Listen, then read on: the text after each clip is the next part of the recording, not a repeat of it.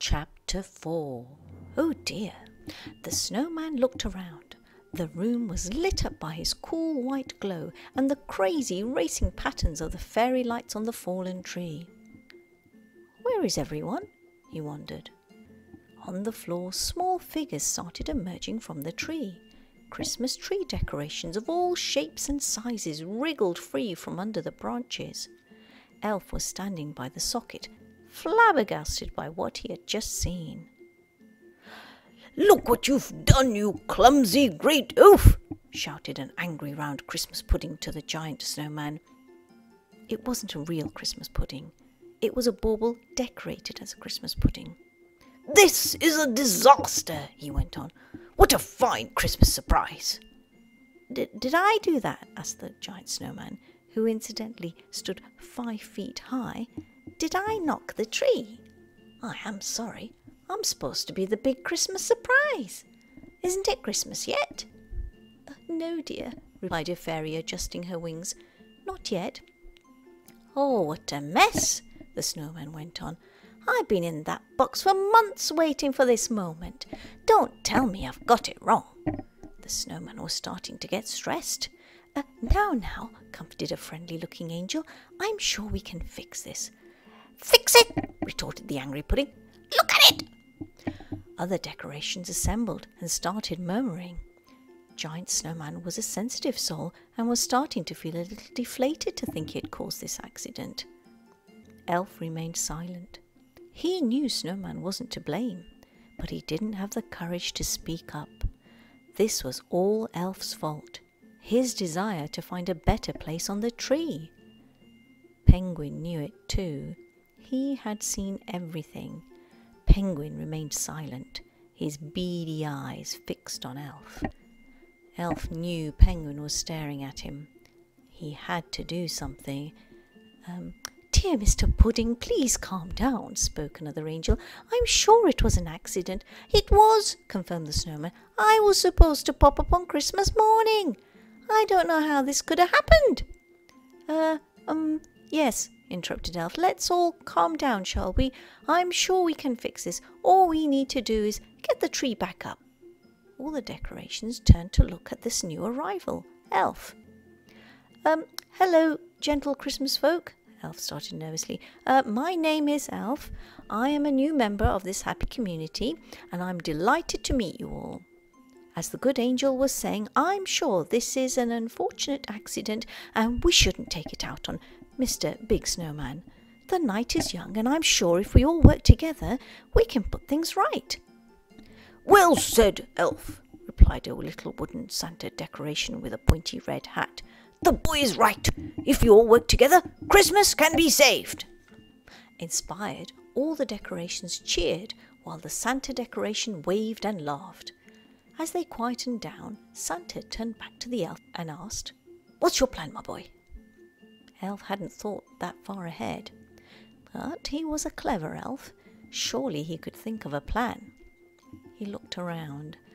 "How about if we tie ropes to the tree and hook them around the curtain pole, then we can pull the tree up," suggested a yellow wooden jumping teddy.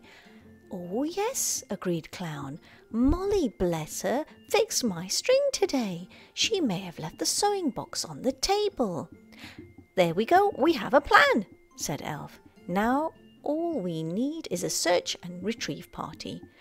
"Brilliant, my boy, brilliant," replied the pointy hat Santa. "I will lead the search party, as I am Santa." "No, I am Santa," replied another Father Christmas decoration. This one was made of metal and wore a long red robe. No, I am Santa," replied a wooden Russian doll Santa, hopping forward, only to lose his bottom. "Oops, must get that seen too." "No, 'tis I," spoke another. "No, I am," said another. Elf surveyed the growing number of waving red arms appearing from all around him. "Oh, they so like their red," said a felt gingerbread man who had appeared at Elf's side. "I thought they'd all be wearing silver suits in the 21st century, joked a little fabric snowman with jingly feet. "Ahem," coughed the little wooden Santa with the pointy hat. giving the cheeky snowman a sideways glance. Okay, interrupted Elf. How about half of you Santas go with a few doves and fairies? They can fly up to the table. I'll lead the way, said the happy clown.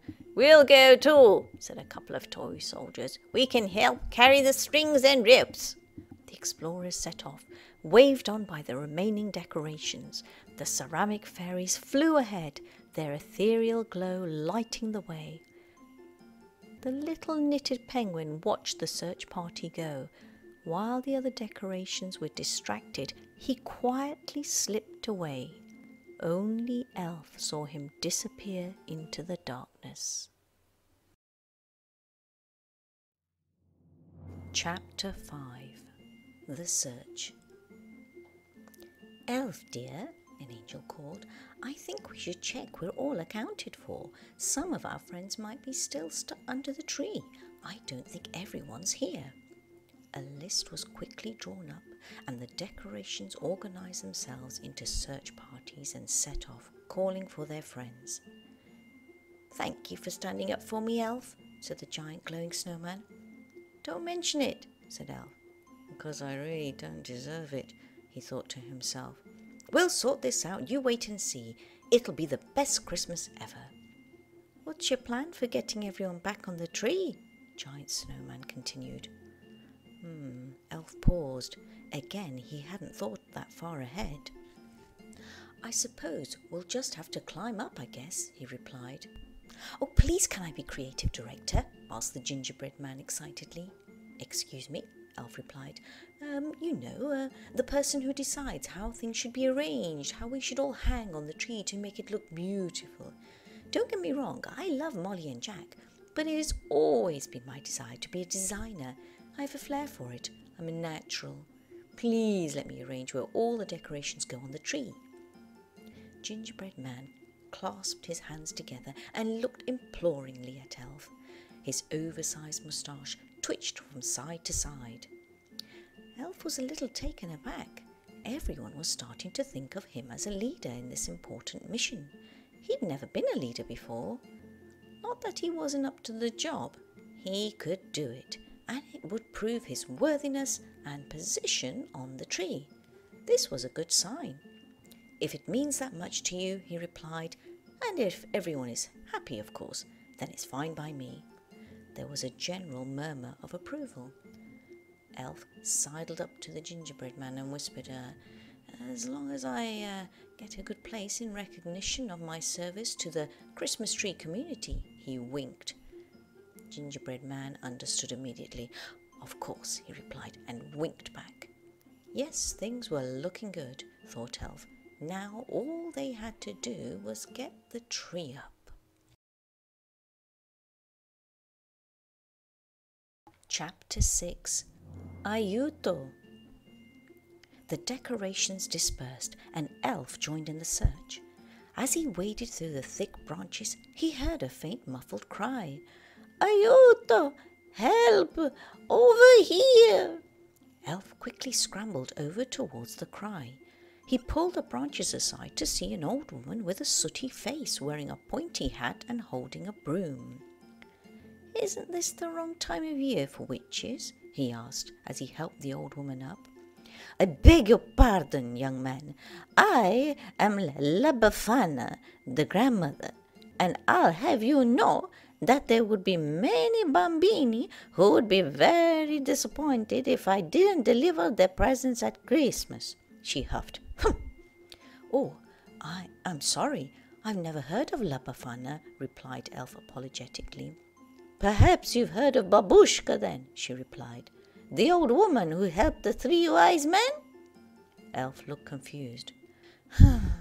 Sighed La Befana as she dusted herself off, adjusted her pointy hat and sat down.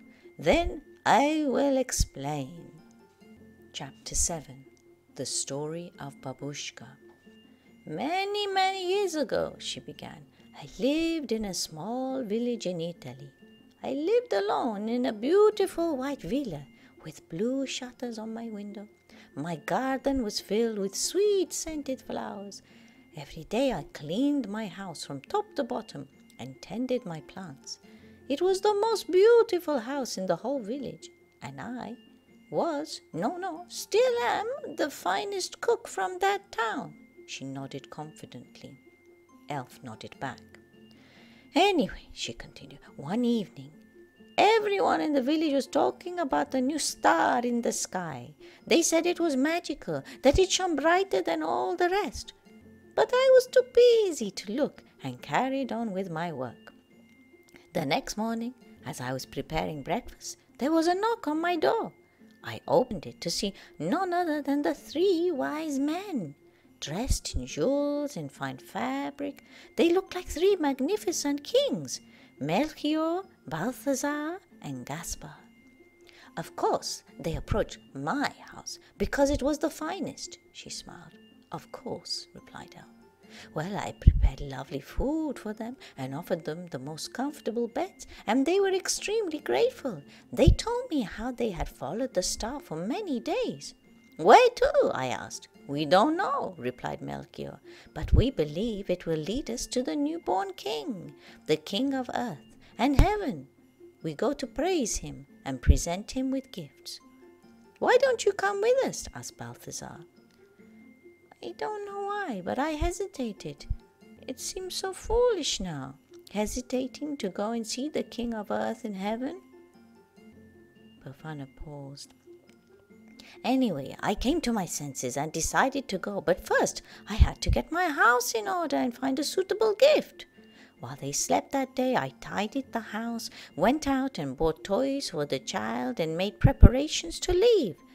That night went so fast, before I knew it, it was night, and the magic star shone again in the sky. Gaspar said, we must be off, we cannot delay. But I wasn't ready, I still had to pack. You go on, I replied, I will follow. I was so tired, I sat down for a moment to rest, but before I knew it, I dozed off. When I woke up, it was morning, and the star had gone. I ran down the path, following the king's tracks, but I never caught up with them. The Bafana paused again. She took out a hanky and blew her nose. Ever since then, I have been searching. Wherever I find a child, I sneak down the chimney and leave a present for them in case they are the infant king. I am that same Abushka, La Bafana, the grandmother, and in Italy, it is I who bring presents for the children at Christmas. She reached into another pocket. Here, take this, she said, pressing something into Elf's hand. A little something to say thank you for rescuing me and to welcome you here.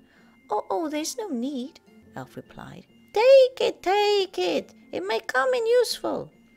Elf opened his hand to see a shiny green enameled penknife. It was perfect. Elf loved it. It's beautiful, thank you. Suddenly the branches parted to reveal an imposing figure of an old man, dressed in blue robes, made of shiny porcelain. He held a sack in one hand and a staff in the other.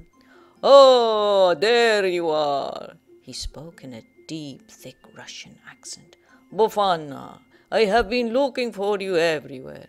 We were starting to worry, he continued. Oh, I'm fine. This handsome elf has just rescued me, she replied. Greetings, he said, turning to Elf. I am Dead Moroz, Father Frost. Sensing Elf's confusion, Bafana quickly explained. Dead Moroz delivers Christmas presents to the children in Russia with his granddaughter. Speaking of which, where is my little Snezhuchka?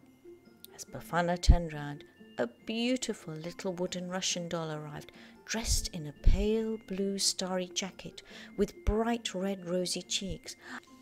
Ah, here she is, exclaimed Bafana with open arms. Snezhuchka hopped forward and gave her a big hug. You are all right, Snezhuchka smiled. Come, all the decorations are having a celebration. Come and see.